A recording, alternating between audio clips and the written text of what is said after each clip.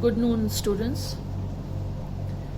Today we'll be starting with a new poem, Amanda, whose poet is Robin Klein. Now let's know about the poet first. Robin Klein, she was an Australian author of books for children.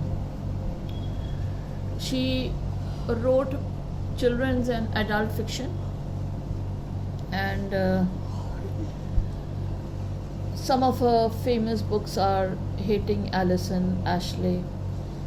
So in this poem, the basic idea or the central idea of the poem is about a young girl. Now this young girl, her name is Amanda. She is constantly controlled and instructed to do one thing or the other by her parents. Now, every child, we do not want to listen to our parents sometimes. We want to enjoy ourselves, and we want to live in our own dream world. That's what our childhood is all about. And she doesn't want to listen or be nagged by her mother. So this is what is given in the entire poem. She wants her freedom. Let's see how she wants her freedom. Let's read the poem. Every child feels that she is controlled and instructed not to do one thing or another. You too may feel that your freedom is curtailed. Write down some of the things you want to do, but your parents or elders do not allow you to. Now, let's come to the poem. Don't bite your nails, Amanda.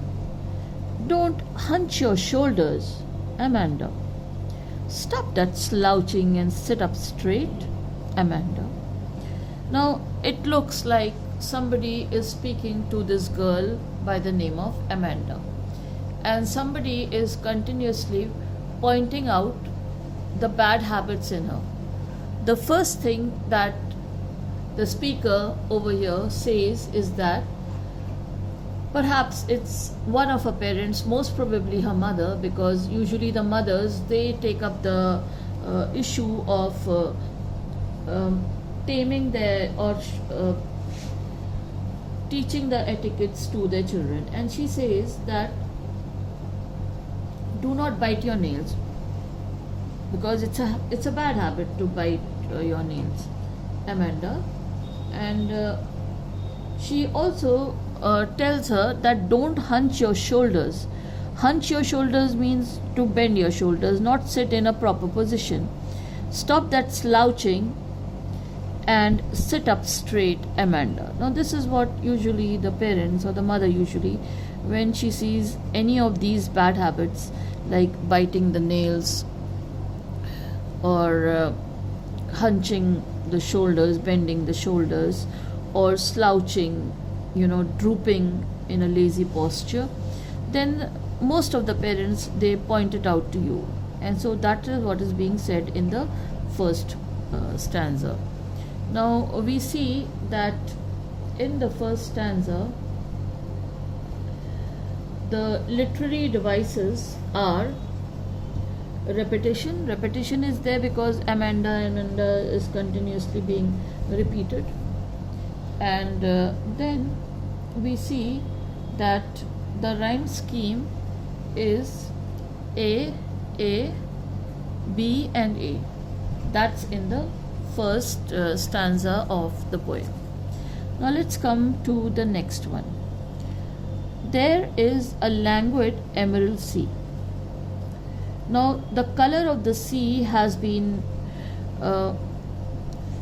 compared to an emerald. Emerald is a green precious stone, and there is a languid emerald sea. Languid meaning a relaxing emerald sea. Now this is what Amanda is thinking, where the sole inhabitant is me.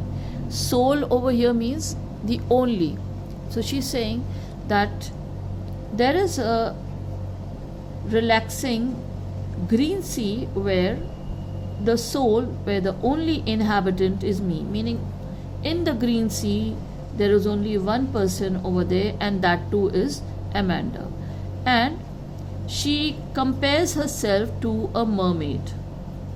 You know what a mermaid is? A mermaid is a mythical. It's not a real. It's considered to be a.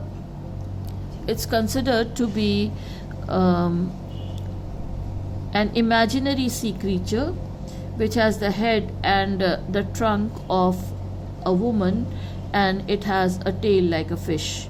And she says that the sole inhabitant, the only inhabitant in that relaxing emerald sea, is me, and that too I am in the form of a mermaid, and I am floating in a very blessed manner.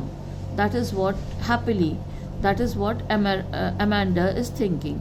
As her mother is saying this in the first stanza, her reaction is this in the second stanza. This is what she thinks, and that she is thinking about her freedom, that I want to be the only inhabitant in the green sea in the form of a mermaid and floating and drifting over there. So that is what is the imagery is used over here. That is drifting blissfully. That is an imagery that is being used over here. Repetition again of the word Amanda in the previous one. Then metaphor is used as it is compared to, the sea is compared to an emerald, that is a green gemstone. Then alliteration is used when stop slouching, that is used. So that is an alliteration. Then let's come to the next stanza. Again the speaker is nagging her. Did you finish your homework, Amanda? Did you tidy your room, Amanda? I thought I told you to clean your shoes, Amanda. Again the ordering is there, and the same thing. Amanda is being told that the mother is inquiring over here that have you finished your homework, Amanda? Usually the mothers, they ask their children that did you finish your homework? So that is the same thing that Amanda is being asked by her mother. And usually the children, they keep their rooms not in a proper way, not in a tidy way. So the mothers have to tell them that this is what the second thing that the mother is saying over here. Did you tidy your room, Amanda? Meaning, did you arrange your room neatly, Amanda? I thought I told you to clean your shoes, Amanda. And then when once the parent, they tell their children that okay, I told you to clean your shoes, did you do it? And then when they do not listen, then the mother in a very taunting way repeats it. I thought I told you to clean your shoes, Amanda. So again the rhyme scheme over here is A, and over here in the second one it's C and C. So the rhyme scheme from the beginning, A, then C, and then again A, and so that's the rhyme scheme over here. And furthermore,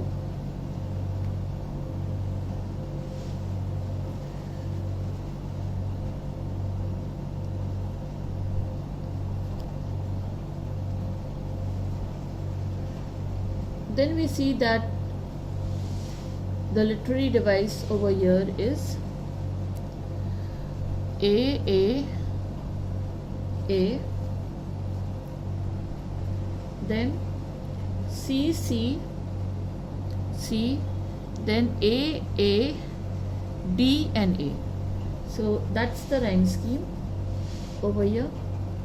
We'll continue again to see what Amanda thinks now. And now she, although she has her parents, now she thinks that I am an orphan, a child who doesn't have the mother and father. So here she's saying that I am an orphan roaming the street, meaning an independent child whose parents are not there and nobody to tell her what to do. So that is why she's saying that I am an orphan. I pattern soft dust with my hushed bare feet. Now, bare feet, when that is also a freedom, no shoes. So, Amanda is saying that I pattern soft dust. Now, with her bare feet, without slippers, without shoes, she makes patterns, meaning designs, on the dust with her quiet bare feet. The silence is golden, the freedom is sweet. The freedom because nobody is there to tell her what to do, and the silence because over here continuously the mother is speaking and breaking the silence and continuously telling her to do one thing or the other. So over here she enjoys her silence. And the rhyme scheme here is E, E and E. So A,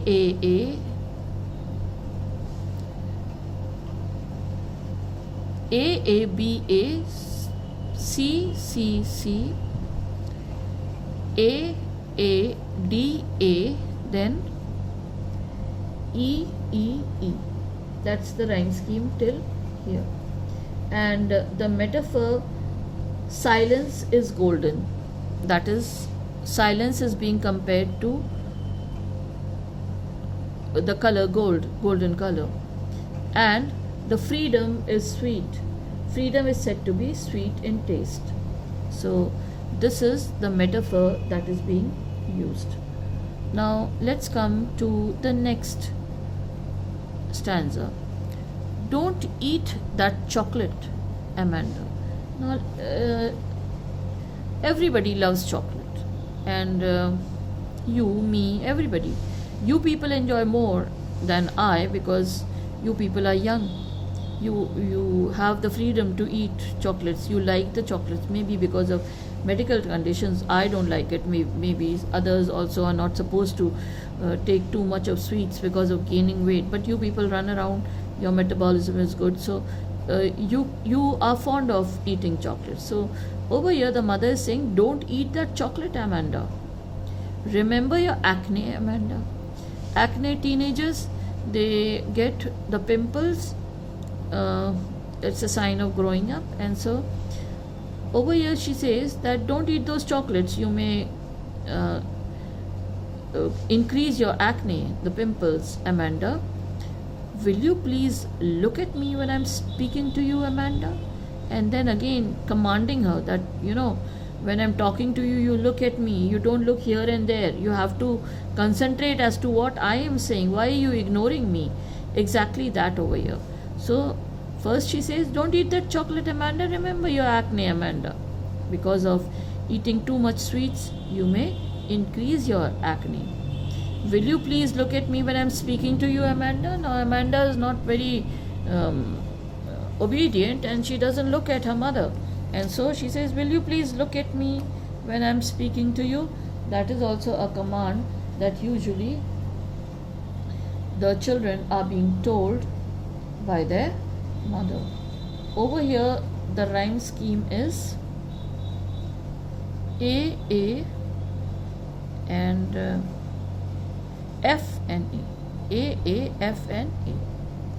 Okay, so this is again a command being given by her mother. Now what's her reaction to this? And she says now, I am Rapunzel. I have not a care. Life in a tower is tranquil and rare.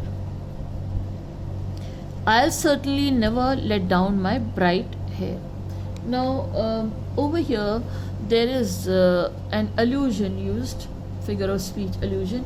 Allusion is when you are compared to any fictional character or any character from the fables. So over here Rapunzel was a character from one of the fairy tales, and she was locked up in a tower by a wicked witch. And in that tower there was only one window and no doors, and whenever the witch she wanted to come up, Rapunzel used to put down her hair, and the witch used to climb the hair and come up to her. So one day a prince, he happened to go by that way, and he met Rapunzel again by climbing her hair. And then the witch comes to know, and some problems take place. But later on, the prince, he marries this Rapunzel, and they lived happily. So that's over here Rapunzel is being compared because of the tower. Now Amanda, she wants to live in a tower. She wants to live in a tower because there is no door, and nobody can come in. I have not a care. I am Rapunzel, I have not a care. Meaning she doesn't care about the world. She is locked up in the tower. Life in a tower is tranquil and rare. Meaning it's an uncommon thing to live in a tower. It's a peaceful place. Nobody to disturb, nobody to be there. I'll certainly never let down my bright hair. And she says, I will not let anybody come up in that tower. I will enjoy my freedom over there. And so she says that I will never let down my hair. There is no door, and I will not let anybody come up with my hair. So over here, that's what she is thinking. And then over here, Rapunzel, as I told you, being compared to a fairy tale. So allusion again is over here. And then repetition earlier about Amanda being repeated again and again. And then the rhyme scheme over here is G, G and G. G, G and G. Earlier it was A, F and A. And now it's G, G and G.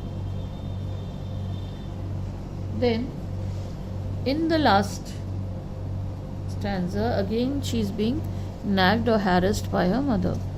And she says, stop that sulking at once, Amanda. Meaning, don't be annoyed now, Amanda, when I'm speaking to you in such a manner. You're always so moody, Amanda. Meaning, your mood is very unpredictable. Sometimes you're happy, sometimes you're sad. And that is what I don't like. And so, stop being that bad-tempered person, bad-tempered girl that you are, because you're annoyed of me because I'm continuously telling you something or the other. Anyone would think that I nagged at you, Amanda. And here she says that despite being continuously nagging her, harassing her, now she says that if you'll put up such a bad temper, if you'll be so moody, then everybody will think that I have been harassing you. So she scolds her that people will think like this. And so here we can say that though Amanda is always pointed out by her mother on every small things, but she has no freedom even to react to this. If she reacts to this by getting emotional or moody, then her mother, she again scolds her and tells her to behave properly, because others will think that her mother is continuously dominating her child. So over here the literary devices are stop sulking. S and S is being repeated, so that is alliteration. And then again the repetition of the word Amanda, and the rhyme scheme over here is A, and this will become H and A. So I hope you have understood this poem. You have seen that how a girl of perhaps your age is continuously being told by her parents, and the girl, she doesn't like it. She dislikes everything, whatever she's being told, and she likes to remember, she likes to fantasize and dream. First she dreams of a green sea, where she is like a mermaid. Then next she thinks of herself being an orphan, and lastly she thinks that I am a princess, I am Rapunzel with my long